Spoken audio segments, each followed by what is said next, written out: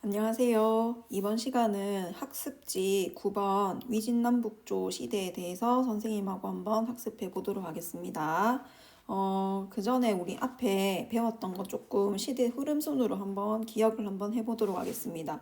맨 처음에 우리 4대 문명 배웠죠. 그죠? 4대 문명에서 그 중에 하나였던 중국 문명 여러분 아마 기억할 거예요. 중국 문명은 황하강이라는 유역에서 시작을 하게 되고 그 다음 중국 왕조 순으로 하면은 하상주, 그 다음에 이 주나라가 약해진 시대를 춘추 전국 시대라고 한다고 했습니다. 그래서 이 춘추 전국 시대를 다시 재통일한 나라가 진시황이 있었던 진나라. 굉장히 짧은 시간 안에 멸망을 다시 하게 되고 다시 한나라가 들어서게 된다라고 했습니다. 한나라는 오랫동안 통일 왕조를 유지를 합니다. 그 사이에 잠깐 멸망을 합니다. 외척 세력이 세운 신나라가 등장을 했지만 이 나라 역시도 빨리 멸망을 하고 한나라를 이어서 후한이라는 나라가 생기게 된다라고 했습니다. 후한 역시 이제 환관과 외척 세력에 의해서 조금 어지러운 시절이 계속되다가 다시 이제 분열이 되게 되는데 그 시대를 우리 오늘부터 배우는 시대입니다. 그래서 삼국시대, 삼국의 세 가지 큰 나라로 찢어지게 되는데 여러분 아마 삼국지라고 하는 책은 한 번씩 들어봤을 거예요. 굉장히 유명한 책이 있죠. 삼국지연의라고 하는 거를 바탕으로 해서 삼국지라고 하는 소설이 만들어지게 되고 그 다음에 뭐 게임도 선생님이 알기로는 있는 걸로 알고 있습니다. 그 대표되는 게 위나라, 총나라, 오나라입니다. 여러분이 알고 있는 뭐 조조라든지 뭐 유비라든지 그런 장군들 나오는 시대가 이 시대죠. 이 삼국 시대를 다시 통일하게 되면서 등장하게 되는 남북조 시대가 이어지게 됩니다. 그래서 이 오늘 배우는 게 앞에 있는 삼국 시대의 위나라, 그 다음 이어지는 진나라, 그 다음 이어지는 5호 16국, 그 다음에 남쪽에 있는 나라 이렇게 해서 위진남북조로 이어지는 시대를 선생님하고 한번 학습해 보도록 하겠습니다.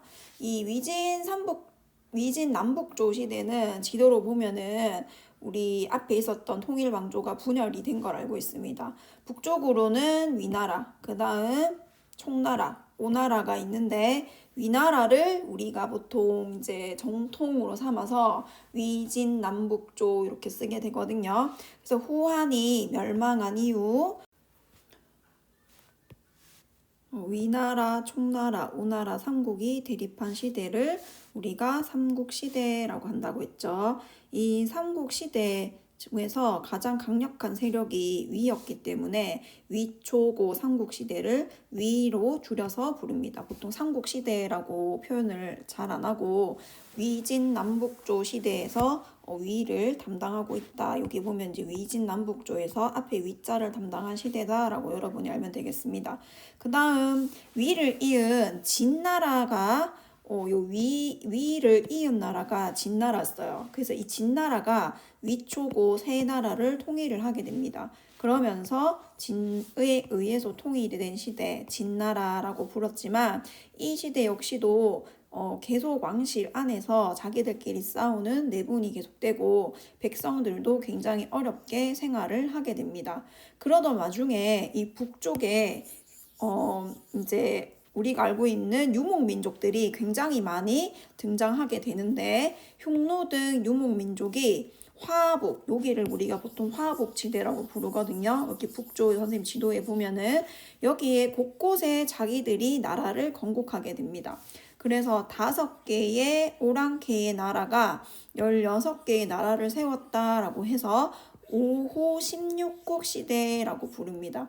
그래서 여기에 북조가 들어서게 되니까 이 위에 살고 있던 진나라가 수도가 빼앗기게 돼서 밑으로 내려오게 됩니다. 그래서 여기가 보통 다 진나라 땅이었잖아요. 근데 여기에 수도가 있었던 게 이제 남쪽으로 내려가게 된다라는 거죠. 그렇게 되면서 이 수도를 빼앗긴 진이 남쪽으로 내려오면 여기가 이제 강남지방, 우리가 선생님 저번에 양쯔강이라고 하는 곳에 강이 또 큰 강이 있다고 했습니다. 그게 바로 창장강이었습니다. 기억하죠? 그래서 진이 강남지방으로 이동해서 동진이라는 나라를 다시 만들게 됩니다. 그렇게 되면서 여기 창장강을 경계로 남쪽의 동진과 북쪽의 유목민조가 대립을 하게 되는 시대가 남조 북조 시대라고 해서 남북조 시대라고 부릅니다. 그러면 위의 흐름을 한번 정리를 한번 해보도록 하겠습니다. 후한이 멸망을 하고 삼국시대에 있었던 나라가 뭐가 있었다고 했습니까, 여러분? 위나라, 총나라, 오나라가 있었다고 했죠. 그거를 한번 적어볼게요. 위, 조, 오, 세 개의 나라가 있었고, 이 위나라를 이은 아까 전에 무슨 나라라고 했습니까? 진나라가 통일을 한다라고 했습니다. 총나라도 여기 흡수가 되고, 그 다음에 오나라도 흡수가 되면서 진나라가 통일을 했지만 내분이 계속되면서 약해진다라고 했죠. 그래서 여기는 북쪽에 5호 16국이 이어진다라고 했습니다. 5개의 오랑캐 나라가 16개의 국가를 만든다라고 했고, 진나라는 수도를 빼앗겼기 때문에 남쪽으로 내려갑니다. 남쪽입니다. 여기는 남쪽에 다시 세운 진나라는 동진이다라고 한다고 했습니다. 그래서 이 5호 16국에서 가장 대표되는 그 나라가 뭐였냐면 북위라고 하는 나라입니다. 이 북위는 다시 이제 동위와 서위로 갈라지게 되고, 동위는 북제와 이어지고 서위는 북주로 이어집니다. 이거는 뒤에 또 다시 배울 거예요. 남조는 진나라 위에 뒤에 4개의 왕조가 들어서게 되는데 송, 제, 양, 진나라가 들어서게 됩니다. 굉장히 많은 나라들이 나타났다가 사라졌다가 하는 시대죠. 그래서 하나의 나라도 부르지 않고 여기 나오는 것처럼 남북조 시대라고 부릅니다. 이 남북조 시대를 통일한 나라가 수나라. 여러분 한국사 배우면 우리 고구려랑 싸웠던 중국의 나라들이 나옵니다. 이제 그 수나라가 등장을 하게 되는 거죠. 자, 남북조 시대를 한번 볼 때 우리가 크게 배운 나라는 북쪽에 유명했던 나라 북위에 대해서 배워볼 거고, 남조는 그럼 어떻게 됐는지 나눠서 한번 배우게 볼 겁니다. 북위에서는 이 북위는 아까 전에 5개 오랑캐족 중에서 선비족이 세운 나라입니다. 선비족은 이 유명한 황제가 효문제라고 하는 황제인데, 이때 이제 이 효문제는 우리가 중국 전체를 다스리기 위해서는 선비족의 기풍을 버리고 원래 중국에 살았던 한족들이 가진 정책을 우리가 추진해야 된다라고 하면서 하나 정책을 추진하게 됩니다. 그러면서 북쪽에 있었던 수도를 남쪽에 러양이라는 곳으로 옮기게 되고, 자기들이 선비족이 한족과 결혼해서 하나 정책을 이룰 수 있도록 장려를 하게 됩니다. 심지어 이 효문제는 한족의 성씨를 사용하게 되는데 선비족의 탁발씨를 버리고 자신의 성을 원이라는 중국식 성으로 바꾸게 되는 거죠. 그 다음 고유의 선비족 고유의 풍습이나 선비족 언어를 금지하게 됩니다. 우리나라로 치면은 미국의 것들을 빨리 받아들이기 위해서 한국어 금지, 그 다음에 한국의 풍습 금지, 한국의 문화 금지 뭐 이런 걸 하는 거랑 다름이 없죠. 그렇게 되면 미국의 문화는 빨리 받아들이게 되겠지만 여러분 어떻겠습니까? 우리나라의 전통이나 문화나 언어는 빨리 잃어버리게 되겠죠. 그렇게 되면서 굉장히 또 문제점도 나타나게 됩니다. 그 다음 이 북위는 불교를 굉장히 좋아하고 황실에서 이 불교를 굉장히 보호하게 됩니다. 그러면서 대규모 석굴을 조성하게 되는데 대표적인 대규모 석굴 중에 하나가 윈강 석굴입니다. 이거는 거의 한 100년에 걸쳐서 만들어진 석굴인데 처음에 만들어질 때는 그 초기 5개의 석굴은 이 굴을 파가지고 바위로 만든 부처님을 얘기하는 거겠죠. 그것들을 많이 만들었는 이유는 황제는 곧 부처다라고 하는 사상. 이걸 보통 뭐라고 얘기하느냐. 왕이 곧 부처다. 왕즉불 사상이라고 합니다. 부처님의 힘을 빌려서 자신의 권위, 황제의 권위를 높이기 위해서 불교를 장려했다라고 봅니다. 아까 선생님이 얘기했죠. 자신들의 거를 버리고 다른 민족의 것들을 받아들이면 자신의 문화나 기풍이나 풍습은 빨리 잃어버리게 된다고 했죠. 그러면서 기존의 선비족들과 선비족 내분이 일어나게 되면서 이 효문제가 죽은 뒤에 북이는 분열하게 됩니다. 그 다음에 이 남조, 아까 전에 동진이 밑으로 내려가서 동진을 세우고 진나라가 북위를 피해서 동진으로 내려갔다 했는데, 동진이 또 멸망하고 송나라가 생기고 또 멸망하고 제나라가 생기고 또 양나라가 생기고 진나라가 생기는 이 흐름을 여러분 기억을 할 거예요. 동진을 이은 한족 왕조들이 들어갔지만 황제권이 굉장히 미약했어요. 그러니까 오래가지를 못하는 거예요. 그러면서 안정적인 왕조를 지속하지를 못하게 된다라는 거죠. 이 위에 있다가 밑으로 내려간 귀족들은 자신들이 이 남쪽에 사는 사람들은 되게 미천하다라고 생각하면서 자기들의 문화를 여기 위에 전파를 시키면 되면서 발달을 하게 되거든요. 그거를 귀족 문화라고 합니다. 서예나 회화 등이 굉장히 발달하게 됩니다. 창장강 유역 중심으로 남조 왕조가 여기에서 만들어지게 되면서 강남 개발이 본격화됩니다. 그러면서 농업이 크게 발전하게 됩니다.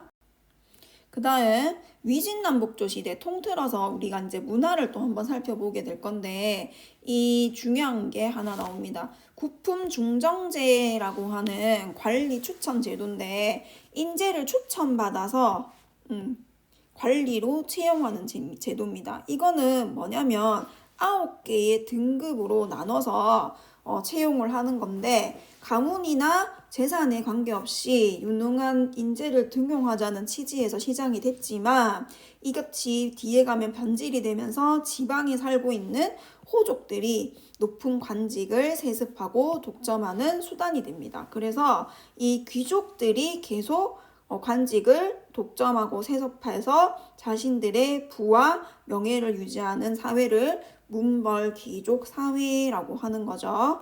그래서 여러분이 이것도 같이 잘 기억을 해야 되겠습니다. 구품중정제는 선생님이 수업 시간에 조금 더 자세하게 설명을 하도록 하겠습니다. 그래서 북조는 유목민족 출신이기 때문에 유목민족은 말 타고 달리고 이런 문화겠죠. 그래서 강건하지만은 또 화려하진 않습니다. 그래서 소박한 기풍의 문화라고 표현을 하고, 남조는 한족들이 밑으로 내려가서 만든 나라들이라고 했습니다. 그래서 서예나 회화에 굉장히 조예가 깊습니다. 그래서 귀족 문화가 발달했다. 예시로 여기 나와 있는 것들은 여러분이 고등학교 가게 되면 이제 시험 칠 때 그 지문이나 사료로 많이 나오는 것들입니다. 도연명의 시라든지 왕희지의 서예, 그 다음에 고개지의 여사잠도 같은 그림들이 있습니다. 교과서에 있는 그림도 수업 시간에 같이 선생님하고 확인해 보도록 하겠습니다.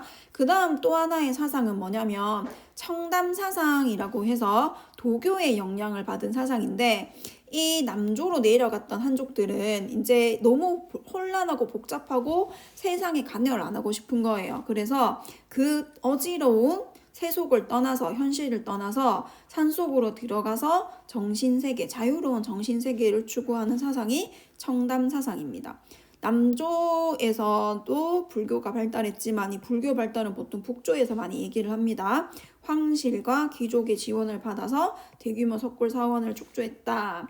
대표적인 게 윙강석굴, 롱만석굴 같은 것들이 있고, 아까 전에 도교가 발전했다고 했죠. 도교가 교단 조직을 정비해서 교리도 체계화하게 됩니다. 그 다음 수나라의 남북조 통일 한번 보도록 하겠습니다. 이 수나라는 6세기 말 589년에 이 위진 남북조 시대의 혼란 분열의 시대를 끝내고 통일을 하게 됩니다. 수의 발전 과정은 크게 두 명의 황제를 여러분이 보면 되겠습니다. 수문제와 수양제를 보면 되는데, 수문제는 건국을 하게 되고 과거제를 실시를 하게 됩니다. 과거제는 우리가 다 알죠, 여러분? 시험을 통해서 인재를 뽑는 건데, 이거는 능력을 중시하는 겁니다. 능력. 그래서 능력에 따라서 인재를 뽑는 건데, 그럼 어떤 것들을 시험을 보느냐? 왕에게 충성하는 것들을 굉장히 강조한 유교 경전을 시험을 통해서 황제가 직접 선발을 하겠다라고 하는 겁니다. 그 다음에 토지제도와 군사제도를 정비해서 나라의 재정, 돈, 군사력을 강화시키려고 했다. 토지제도 이름은 균전제, 군사제도 이름은 부병제입니다. 요거는 우리 뒤에 배우게 되는 당나라에서 선생님이 조금 더 자세히 설명을 하도록 하겠습니다. 양제는 중국 전역을 강길로 연결을 하는 대운하를 완성을 하게 되는데 강남의 풍부한 물자를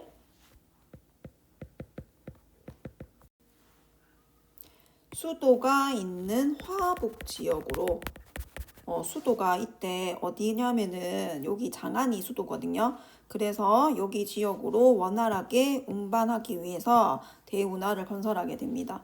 여기 지도는 교과서에 나와 있는 지도를 선생님이 가지고 왔는데 선생님이 항상 강조를 하는 게 지도를 잘 읽을 줄 알고 봐야 된다라고 했습니다. 그래서 여기 나와 있는 광통거, 그 다음에 영제거, 통제거, 강남하, 항구 이게 전부 다 대운하의 이름들입니다. 그래서 경제중심지 여기 밑에 있는 여기 지역 강남 지역 창장강 따라서 있는 게 강남 지역이겠죠. 그래서 여기에 물자가 굉장히 풍부한 거예요. 그래서 이것들을 이렇게 운하를 통해서 여기로 이동을 하는 겁니다. 그 다음 여기 영제거를 통해서 또 여기 있는 물자들을 탑군으로 옮기게 되는데 현재 베이징입니다. 여기로 옮긴 이유는 뭐냐? 여러분 요 당시가 이 삼국시대 한반도 옆에 한반도가 있는데 한반도 고구려가 있습니다. 고구려하고 이 수나라는 굉장히 큰 전쟁을 하게 되는데 그 전쟁에 활용을 하기 위해서 물자들을 또 이쪽으로 많이 옮기게 됩니다. 이 수나라는 어떻게 멸망을 하게 되느냐? 잘 나갔는데 굉장히 빠른 시일에 멸망을 하게 됩니다. 강남하에서 저런 다양한 대운하를 공사하는 것은 엄청나게 큰 공사예요. 그래서 대규모 토목공사로 인해서 백성들이 너무 힘이 든 거예요. 맨날 동원돼가지고 일해야 되고 노역해야 되고 돈 주는 게 아니죠. 그래 강제로 동원돼서 하는 거고 그 다음 아까 전에 선생님이 얘기했던 것처럼 수차례에 걸친 고구려 침략을 하게 되지만 실패를 하게 되면서 인적 물적 낭비가 굉장히 심해지게 되고 사회가 동요하게 됩니다. 그래서 건국한 지 얼마 되지 않아 수나라는 618년에 멸망을 하게 됩니다. 그래서 밑에 나와 있는 디딘 영상에서 배운 내용 중요하다고 생각하는 핵심 단어 적기랑 간략하게 배운 내용을 정리까지 한번 해볼 수 있도록 합니다. 이번 시간은 이걸로 마치도록 하겠습니다. 수고했습니다.